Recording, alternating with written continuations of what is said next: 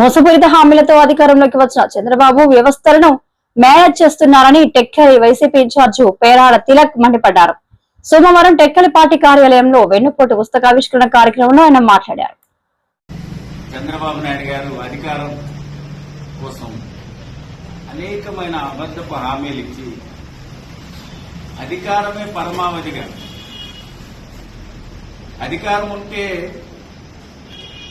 ప్రజలకి వంచొచ్చు, మోసగించవచ్చు, దోచుకోవచ్చు అనే లక్ష్యంతో ఎప్పుడు అధికారం కోసం ఆతృతపడే వ్యక్తి చంద్రబాబు నాయుడు. దానికోసం అతను ఒక లక్ష్యాన్ని నిర్ణయించుకుంటాడు. అందుకే అతను వ్యవస్థలను మేనేజ్ చేసే నాయకుడిగా ప్రజలు కీర్తిస్తారు. వ్యవస్థలను మేనేజ్ చేయటం, వ్యవస్థల ద్వారా అధికారం చేజిక్కించుకోవటం, అధికారం వచ్చిన వెంటనే తన సామాజిక వర్గం వాళ్ళు, తన కేబినెట్ సహచరులు, తన కుటుంబ సభ్యులు ఈ రాష్ట్రాన్ని పెద్ద ఎత్తున లూటీ చేయటం, భూతండాలు చేయటం, ల్యాండ్ మాఫియా చేయటం,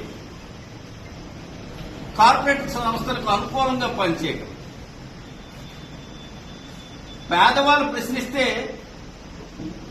వాళ్ళని భయపెట్టించడం. ఇది చంద్రబాబు నాయుడు గారు గత 3 పర్యాలు ముఖ్యమంత్రిగా ఉన్నప్పుడు ఇదే చేశారు. ఇప్పుడు మరి ఒక అడుగు ముందుకేసి తన కుమారుడు తను కలిపి పెద్ద ఎత్తున ఈరోజు ఈ రాష్ట్రాన్ని లూటీ చేసిస్తున్నారు, దోసుకుంటున్నారు. దానికి ఈ జిల్లాలో ఉన్న కేంద్ర రాష్ట్ర మంత్రులు, ఉత్తరాంధ్రలో ఉన్న మంత్రులు,